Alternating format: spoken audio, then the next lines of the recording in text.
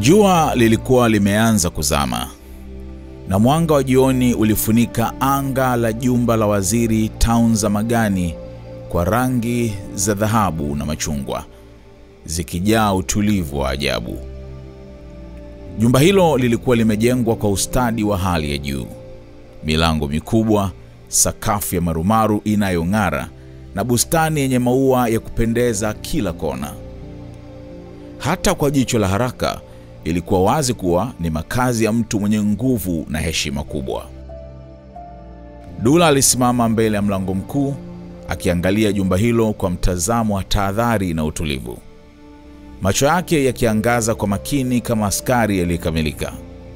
Mwanaume huyu aliyekuwa na urefu wa wastani, mwenye mwili uliochongeka kwa mazoezi magumu na mwenye sura iliyojaa ujasiri, alikuwa na kazi mpya. Kazi ya kumlinda mke wa waziri ambaye aliambiwa kuwa ni mwanamke wa kipekee. Alipoingia ndani, aliingizwa moja kwa moja kwenye sebule ya kifahari iliyopambwa na mapazia meusi yenye nembo za dhahabu na vioo vikubwa vilivyoonesha bustani nzuri nje. Hapo ndipo alipomuona kwa mara ya kwanza Adena, mwanamke aliyeonekana kama kito kinachong'aa kwenye machweo ya jua. Alikuwa amesimama pembeni mwa kioo kikubwa, mwanga wa jua wa jioni ukiakisi kwenye nywele zake nyeusi zenye kung'aa kama shaba na ngozi yake ya rangi ya mdalasini. Macho yake yalikuwa ya kijani hafifu, yenye mvuto wa kina kama bahari ya usiku, yakiangaza kwa uchungu wa kimya ulioweka siri nzito. Adena alipogeuka na kumtazama Dula kwa mara ya kwanza, alionekana kusita kidogo, kama vile alikuwa anajaribu kuingia kwenye akili yake na kutafakari mambo ya ndani kabisa yanayomfanya mtu huyu kuwa mlinzi.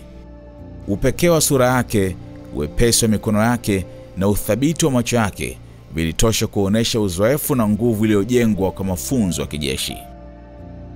Adena alipigwa na hisia mchanganyiko za heshima na hofu, kwa kuwa alihisi kuwa huyu si mlinzi wa kawaida. "Karibu Dula," alisema kwa sauti yenye utulivu lakini yenye nguvu ya kipekee. Sauti yake ilitoka kwa upole lakini kwa amri fulani kama ya mfalme. Dula alimsalimia kwa heshima, kisha katazama upande wa Waziri Taunza aliyesimama kidogo pembeni. Taunza alikuwa na uso usiokuwa na hisia nyingi, kama vile alikuwa amevaa barakoa ya ukimya iliyoficha hisia zake za ndani kabisa. Baada ya utambulisho mfupi, Taunza alimkaribia Dula na kumshika mkono kwa nguvu, huku macho yake yakiwa makini, kana kwamba alikuwa anajaribu kumchunguza kwa undani zaidi. "Dula, kazi yako ni kumlinda Adena kwa hali yoyote ile. Hakikisha anakuwa salama, haijalishi itakugharimu nini," alisema Taunza kwa sauti nzito yenye mchanganyiko wa amri na wasiwasi uliofichika. Dula alitikisa kichwa kwa uelewa, akipokea maagizo hayo kwa mtazamo wa kikazi, bila kujua kuwa nyuma maneno hayo kulikuwa na mtego mkubwa zaidi. Jukumu hili halikuwa tu la ulinzi, lilikuwa ni jambo la kipekee zaidi kuliko kazi nyingine yoyote aliyowahi kuifanya. Alipotazama tena kwenye macho ya Adena, aliona kitu zaidi: hofu isiyoweza kufichwa, upweke uliojaa maswali na huzuni iliyokuwepo muda mrefu. Macho yake yaliongea, kama vile alikuwa anatafuta msaada au mwanzo wa maisha mapya. Hata hivyo, Dula alijaribu kupuuza hisia hizo na kurudi kwenye utulivu wake wa kikazi. Wakati mazungumzo yalipomalizika, Adena alimsindikiza Dula kwenye bustani, wakitembea taratibu kupitia barabara nyembamba za mawe zilizozungukwa na maua ya waridi, yasemayo mengi kuhusu utulivu wa muda huo.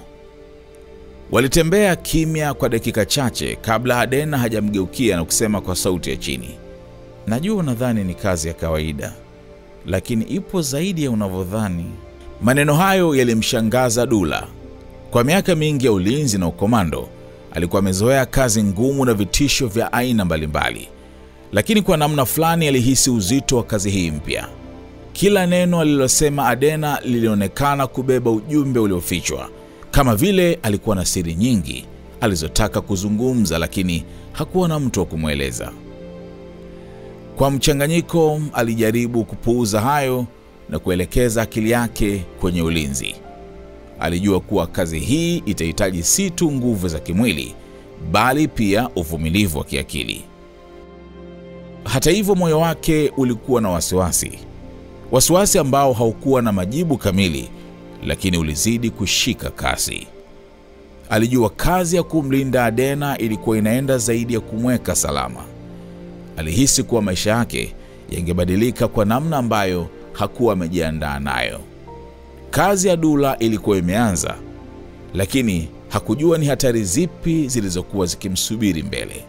Siri zilizofichwa, mtego wa kimya na migongano ya ndani vinavyofuatia vingemweka Dula kwenye hatihati ya maisha na kumpa changamoto kubwa zaidi alizowahi kukutana nazo.